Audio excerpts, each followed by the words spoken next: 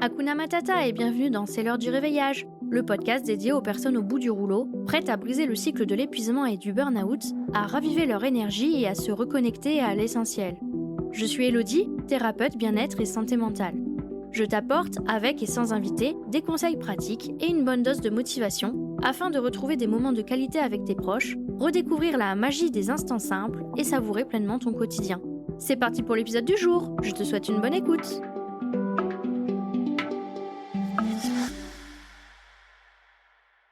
Aujourd'hui, plongeons ensemble au cœur d'une compétence essentielle, l'art de poser des limites avec bienveillance. C'est ce que nous allons explorer tout au long de cet épisode.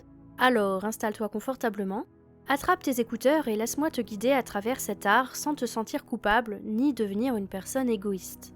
Mais pourquoi diable devrait-on se donner la peine de définir des limites et d'oser dire non, notamment ? Imagine-toi dans le métro parisien.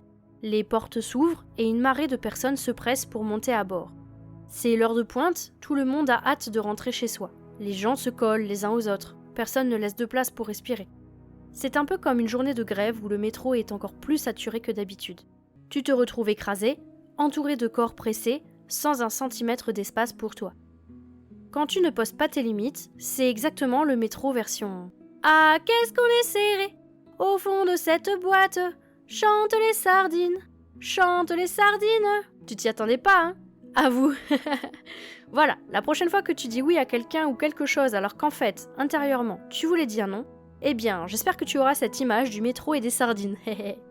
Parce que c'est exactement là que poser ses limites entre en jeu. Poser ses limites, c'est comme si tu pouvais transformer le métro bondé en un métro qui a certes des gens dedans, mais tu peux te déplacer et ne pas toucher les gens. Tu peux arquer et personne n'entre dans ton espace vital. En décidant de définir ton propre espace, tu dis implicitement « Je respecte ton espace, tu respectes le mien ». Poser des limites, c'est aussi dire « Voici ce qui est acceptable pour moi, voici mes besoins et voici jusqu'où je peux aller ». C'est comme créer une bulle invisible qui t'entoure, une bulle qui te permet de garder une certaine intimité, même au milieu de la foule. Poser des limites, c'est donc bien plus qu'une simple question de confort quotidien. C'est un acte fondamental pour préserver notre bien-être mental, émotionnel et relationnel. Sur le plan mental, définir des limites claires permet de réduire le stress et l'anxiété en établissant un cadre rassurant. D'un point de vue émotionnel, ça nous offre la possibilité de comprendre nos propres besoins et émotions. C'est un acte d'autonomie émotionnelle, nous permettant d'exprimer nos sentiments et besoins de manière constructive. Cela renforce notre estime de nous-mêmes en établissant des frontières saines entre nos besoins et ceux des autres. Des études scientifiques démontrent même que la définition de limites contribue à une meilleure santé mentale. En fixant des frontières claires, notre cerveau est en mesure de gérer le flux constant d'informations et de stimuli, ce qui va ainsi favoriser la concentration et la résilience émotionnelle. Poser des limites devient donc une stratégie neurologique bénéfique pour notre équilibre psychologique au quotidien. Je sais ce que tu es en train de te dire. Oui, mais Elodie, c'est vraiment super difficile pour moi de poser mes limites. Je déteste dire non, je me sens toujours obligée de dire oui. J'ai tellement l'impression que si je dis non, je suis une mauvaise personne. Alors, pourquoi c'est si difficile ? Oui, je sais. Poser ses limites peut se révéler être une tâche ardue, semée d'embûches que nous ne sommes pas toujours prêts à affronter. Pourtant, comprendre les obstacles nous permet de mieux les contourner. Alors je vais vous expliquer tout de suite pourquoi c'est si compliqué d'oser poser ses limites. Le premier obstacle dont je vais te parler est celle d'une peur intense du rejet et ou de la confrontation avec la personne à qui on va dire non. La crainte de ne pas être accepté ou pire d'être rejeté peut souvent nous empêcher de poser des limites. C'est comme si on redoutait la réaction de l'autre, préférant parfois sacrifier notre bien-être plutôt que d'affronter un potentiel conflit. Cette peur, elle me fait penser à Hermione lorsqu'elle dit « On aurait pu se faire tuer, ou pire, se faire expulser ». Et que Ron répond qu'elle ferait mieux de revoir l'ordre de ses priorités. Le parallèle que je veux faire avec ça, c'est de te rappeler que tes besoins sont aussi importants que ceux des autres. Peu importe qui est l'autre d'ailleurs, que ce soit ton enfant, ton supérieur ou un ami. Tes besoins sont à égalité avec ceux de l'autre. Tout comme tu n'as pas à considérer que tes besoins sont plus importants que ceux de la personne en face, tu n'as pas non plus à te sacrifier, toi et tes propres besoins, pour les autres. Je vais maintenant te parler du second obstacle, que j'appelle le mythe du Superman ou de la Superwoman. Je te dis bien Hakuna Matata pour te dire bonjour et bienvenue, alors je me dis que c'est plus les noms bizarres que je te donne qui vont te choquer, n'est-ce pas ? Mouahahaha. Ça, c'était mon rire machiavélique. Profites-en, je le fais pas très souvent. Bon, Bref, je reviens à mes moutons. Qu'est-ce que c'est ce mythe du Superman ou de la Superwoman ? C'est le fait d'avoir l'impression que pour être ou devenir une personne accomplie et méritante, il faut forcément jongler avec 1000 responsabilités, être sur tous les fronts, à tout moment, et que c'est une étape obligatoire de porter le monde sur ses épaules. Sinon, on ne mérite pas ce qu'on a, on ne mérite pas d'être heureux ou heureuse, on ne mérite pas notre job, notre salaire, notre vie de manière générale. C'est un peu un remake de « il faut souffrir pour être belle ». Si tu ne souffres pas, tu ne le mérites pas. Il est comme si nous portions une cape invisible, nous obligeant à être partout et pour tout le monde. Cette pression constante peut nous amener à dire oui à des demandes qui ne servent pas à notre bien-être, simplement pour maintenir cette illusion de tout gérer. Mais, bien que les films nous le montrent pas, tu es d'accord que les super-héros sont des humains, n'est-ce pas ? Donc, comme tous les humains, ils mangent, ils font caca et ils pètent. Si, je t'assure que c'est ce qu'ils font. C'est sûr que c'est moins vendeur pour aller voir le prochain Iron Man au cinéma, je te l'accorde. Bref, tout ça pour dire que le principe d'être humain, c'est d'avoir des limites justement. Elles sont là pour préserver notre équilibre et notre santé mentale. En réalité, savoir dire non à certaines choses, c'est se donner l'opportunité de dire oui à ce qui compte vraiment. La véritable superpuissance réside dans notre capacité à choisir où nous investissons notre énergie et notre temps. C'est-à-dire où on décide de dire oui ou de dire non, ou même de dire oui mais, plutôt que de succomber à la pression d'essayer de tout faire à la perfection qui, de toute façon, n'existe pas. J'en parlerai dans un prochain épisode de C'est l'heure du réveillage. Le troisième obstacle, maintenant, c'est celui du sentiment de culpabilité qui peut surgir lorsque l'on souhaite poser nos limites. Souvent, nous sommes conditionnés depuis tout petit à répondre constamment aux attentes des autres, et dire non peut déclencher une vague de culpabilité. C'est comme si nous avions internalisé l'idée que dire non à quelque chose était égoïste, un acte répréhensible. C'est exactement le même obstacle que l'on rencontre d'ailleurs dans le fait de prendre soin de soi. Cette culpabilité peut nous faire douter de nos propres besoins et nous pousse à abandonner nos limites pour éviter de blesser les autres. Alors, je te donne un rappel essentiel, ton bien-être et ta santé physique et mentale ne sont pas négociables. Enfin, je vais vous parler du quatrième et du dernier obstacle à nos difficultés, qui rejoint d'ailleurs le troisième obstacle. Il s'agit de la peur d'être égoïste ou d'être perçu par les autres comme égoïste. Nombreux sont celles et ceux qui associent le fait de poser ses limites ou de prendre soin de soi à de l'égoïsme, un concept souvent mal interprété. La société nous a transmis l'idée que se mettre au centre de ses priorités est égoïste. Pourtant, j'aimerais que tu comprennes que ne pas poser ses limites n'est pas un acte altruiste en fait. C'est un sacrifice de soi. Et se sacrifier, c'est très beau dans les films, on pleure beaucoup, mais dans le quotidien, ce n'est pas la même histoire. On peut tous s'en sortir sans que personne n'ait besoin de se sacrifier.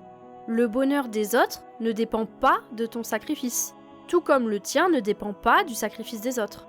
Se positionner au cœur de ses propres priorités, c'est avant tout un acte d'amour envers soi-même. Et ça aussi c'est difficile, n'est-ce pas ? T'aimer ? Être bienveillant envers toi-même ? Eh bien oui, je te le répéterai encore et encore. Tu le mérites, c'est un fait. Tu n'as pas besoin d'avoir fait quelque chose de particulier pour le mériter. Tu le mérites, c'est tout. Tout comme tu mérites d'avoir de quoi manger, de quoi boire, d'avoir un toit sur la tête. Ce sont des droits fondamentaux, et prendre soin de toi et poser tes limites, écouter tes besoins, sont tout autant un droit, et j'irais même jusque dire un devoir que tu as envers toi-même. Ce qui est intéressant avec ces obstacles, c'est qu'une fois que tu les connais, tu as du pouvoir sur eux. Dans mon cas, ce serait mentir que de te dire que j'arrive 100% du temps à poser des limites claires et saines, et que c'est facile de dire non à une demande que je sais être pas top pour ma santé physique ou mentale, pour mon énergie ou pour mes valeurs. Mais, lorsque j'ai très envie de dire oui alors que toute ma tête hurle non, je me pose d'abord la question. Quels obstacles ou quels obstacles sont en train de susurrer à mes oreilles de dire oui, et pourquoi ? Est-ce vraiment moi qui ai envie de dire oui, ou cet obstacle qui essaye d'orienter mon choix ? Est-ce mon libre arbitre, ou bien suis-je poussé exprès vers une réponse en particulier ? Et s'il y a bien une chose que je n'apprécie pas, c'est qu'on me pousse à faire quelque chose. Pour ma part, sur les 4 obstacles dont j'ai parlé précédemment, il y en a 3 qui viennent très régulièrement pointer le bout de leur nez. La peur du rejet et de la confrontation, ça me fout vraiment les chocottes, je déteste ça. J'ai aussi le sentiment de culpabilité et celui de paraître égoïste, en bonne et gentille fifi que je devrais être. Et comme je les connais et que je sais qu'ils sont un peu mon point faible, j'arrive à les identifier quand je commence à me sentir pas très bien dans une conversation, tiraillée entre mon envie de poser mes limites, pour mon propre bien, et celui de dire oui absolument, parce que c'est ce qu'il faut faire dans cette situation. Moi, les il faut et les je dois, je leur dis d'aller se faire voir. Parce que c'est l'obstacle qui parle, pas moi. C'est lui qui veut que je fasse ça, pas moi. Les obstacles que tu as dans ton inconscient, littéralement, ce sont des colocataires bien bruyants, ils salissent tout, ne te respectent pas et ils ne payent même pas de la location. Non mais on hallucine, hein. Tu ferais quoi, toi, avec ce genre de coloc? Alors, la prochaine fois qu'on te fait une demande, s'il te plaît, ne dis pas oui immédiatement. Laisse-toi un petit moment pour te demander si ta réponse c'est ton coloc bien bruyant et impoli qui te la souffle, ou si c'est bien la tienne à toi, celle que tu as au fond de tes tripes. Et si c'est celle de ton coloc, réfléchis bien si tu veux vraiment répondre ça. Si la réponse est non, alors la suite va t'intéresser fortement car on va parler concret. Je vais maintenant aborder un outil extrêmement puissant dont tu as peut-être déjà entendu parler, qui est la communication non violente. Alors, je ne vais pas te parler de son histoire et de tout ce qui existe maintenant sur le sujet parce que là, sinon, on y est pour des heures. Mais je vais te résumer ça et surtout t'expliquer l'outil et te donner des exemples de comment l'utiliser dans ton quotidien. Déjà, la communication non violente, dont on réduit souvent le nom à CNV, c'est un outil qui te permet de t'exprimer avec plus de clarté, d'empathie et de respect, tout en partant de tes ressentis pour communiquer avec les autres. Elle a été développée dans les années 70 par le docteur en psychologie appliquée Marshall B. Rosenberg. Elle offre une approche puissante pour exprimer tes besoins, poser des limites et construire des relations saines. Elle repose sur 4 composantes fondamentales: l'observation, les sentiments, les besoins et les demandes. En comprenant ces éléments, tu vas pouvoir transformer les conflits potentiels en compréhension mutuelle. D'ailleurs, j'adore un compte sur les réseaux qui en parle hyper bien. C'est le compte apprentigiraffe.com. La personne explique hyper bien, notamment à travers des illustrations trop mimi, ce qui se passe en chacun de nous et comment la CNV peut nous aider à y voir plus clair et à mieux communiquer avec les autres. J'en apprends plus sur moi et sur mes réactions et comment mieux réagir grâce à ce compte que je te conseille fortement. Je te mets le lien vers son site en description si ça t'intéresse. Imaginons que tu te retrouves constamment submergé au travail. Peut-être que tu as toujours été celui ou celle qui dit oui à toutes les tâches supplémentaires, convaincu que c'était la clé du succès professionnel, que pour être un ou une bonne salariée, il fallait toujours en faire plus. Ça, ce sont tes obstacles, ceux qui t'ont poussé à dire oui alors que tu voulais dire non. Donc, en disant oui aux autres, tu t'es dit non à toi-même. Maintenant, prends un moment pour observer cette situation, qui est la première étape de la CNV. Chaque journée se ressemble entre des heures sup non rémunérées, des réunions à n'en plus finir et une charge de travail qui ne semble jamais diminuer, même si tu manges devant l'ordinateur pour rattraper le retard. Le résultat, tu ressens donc, deuxième étape, une fatigue persistante, un sentiment de stress constant et tu es de plus en plus abattu. Le soir, tu rentres complètement claqué, tu t'affales dans le canapé et il t'arrive même régulièrement de prendre un verre d'alcool car tu te sens un peu mieux après ça. À part ça, tu rumines toute la journée et particulièrement le soir dans le lit. Cette situation, elle n'est pas normale, elle n'est pas ok et tu n'as pas à l'accepter. Maintenant, nous arrivons à la troisième étape. Quels sont tes besoins? Dans cette situation, il est essentiel pour toi que ta charge de travail soit reconnue et que tu aies de l'aide pour préserver ton équilibre. Tu souhaites de la compréhension et de la reconnaissance de la part de ton supérieur. Nous en arrivons donc à la dernière étape. Suite aux 3 premières étapes, quelle est ta demande et comment la formuler pour qu'elle soit claire et réalisable? Dans un cas comme celui-ci, je te conseillerais de reconsidérer intelligemment tes priorités professionnelles. Une stratégie serait de faire une liste de toutes tes tâches professionnelles, même celles qui ne sont pas dans ta fiche de poste, bref, tout ce que tu fais au jour le jour, et de les classer en fonction de leur impact en termes de temps, d'énergie et de plaisir à les faire. Identifie notamment celles qui te prennent le moins d'énergie, voire qui t'en donnent si tu apprécies beaucoup les faire, et celles qui te vident. Déjà, quand tu auras écrit cette liste de toutes les tâches que tu fais, tu vas très certainement constater que personne ne pourrait humainement réussir à tenir cette charge sur le temps de travail prévu. Déjà, rien que ça, je t'assure que ça fait du bien de se rendre compte. Mais aussi, ça t'ouvre la porte à une discussion avec ton supérieur, où tu vas pouvoir faire ta demande, par exemple, pour prioriser tes tâches, redéfinir tes responsabilités, et lui montrer le besoin évident de renfort sur ton poste. Tu peux même faire une demande à un collègue compétent pour voir avec lui si tu peux lui déléguer certaines tâches ou s'il est OK pour alléger ta charge. Alors, lorsque tu es confronté à une demande, que ce soit de la part de ton supérieur au boulot ou de quelqu'un d'autre, il est essentiel de ne pas hésiter à prendre le temps nécessaire avant de donner ta réponse. Prends un moment pour évaluer ta charge de travail actuelle, tes priorités, et assure-toi que tu peux t'engager sans mettre en péril ton bien-être. N'hésite pas à botter en touche avec une phrase du genre « J'aimerais prendre un moment pour m'assurer que je peux vraiment m'engager à fond dans cette tâche que tu aimerais me confier. Je reviens vers toi d'ici… » Là, tu indiques un délai réaliste, genre d'ici ce soir, avec ma réponse. Est-ce ok pour toi ? Et on est en plein dans la formulation via la CNV là. Tu as observé que tu n'auras peut-être pas le temps pour gérer un dossier en plus, tu ressens de la préoccupation à l'idée de ne pas pouvoir t'engager pleinement et donner le meilleur de toi-même concernant cette tâche. Tu as donc besoin de clarté et de temps pour évaluer ta charge de travail, et finalement tu demandes si c'est ok pour ton supérieur que tu vérifies ça rapidement et que tu reviennes vers lui. C'est une manière de montrer ton professionnalisme et que tu veux donner le meilleur tout en établissant des limites qui respectent ton équilibre. Et surtout, ça te permet de ne pas avoir à répondre directement et obligatoirement oui. Tu peux alors bien vérifier si tu as le temps, comment tu pourrais gérer ton organisation. Dans le cas où tu constaterais que ta charge de travail est déjà à son maximum, c'est une occasion de revenir vers ton supérieur en toute transparence. Tu pourrais lui expliquer que tu aimerais effectuer cette tâche car elle te motive, mais que tu réalises que cela pourrait impacter tes autres responsabilités et les délais convenus. Tu pourrais alors lui proposer de faire le point sur tes priorités ensemble afin de trouver des solutions adaptées.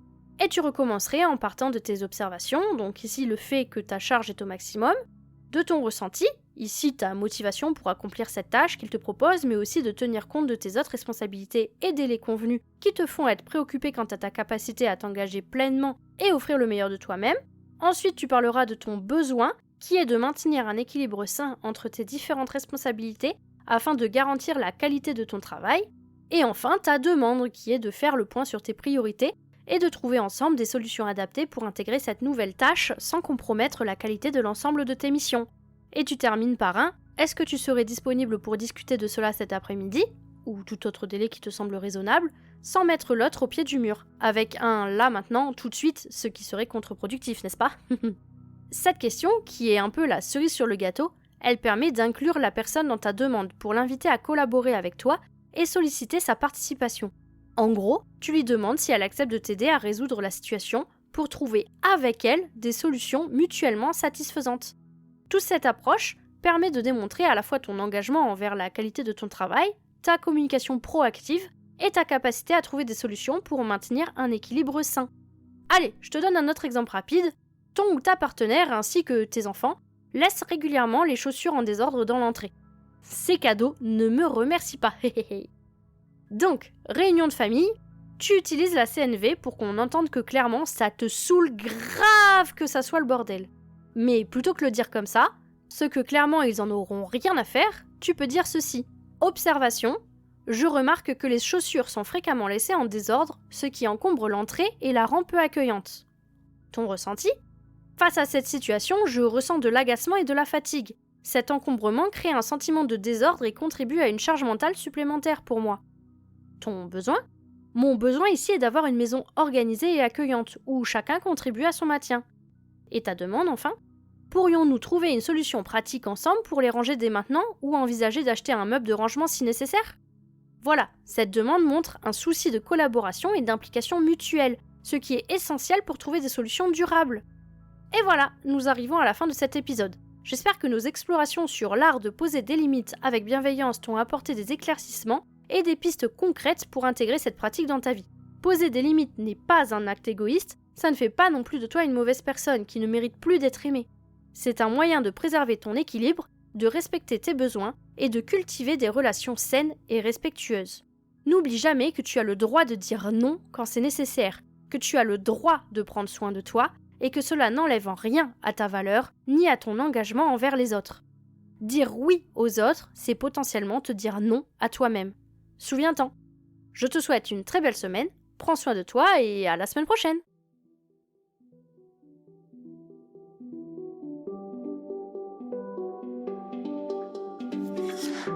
Merci du fond du cœur d'avoir partagé ce moment de réveil avec moi aujourd'hui. Si ça a allumé une petite étincelle en toi, abonne-toi pour être sûr de ne rien manquer. Tu peux me laisser un petit mot doux, un like, un partage si tu le souhaites, car chaque geste compte pour faire rayonner cette énergie positive. On se retrouve la semaine prochaine pour une nouvelle dose de vitalité, de rire et de découverte. Ensemble, on propage la joie de vivre, un épisode à la fois. Prends soin de toi et à très bientôt!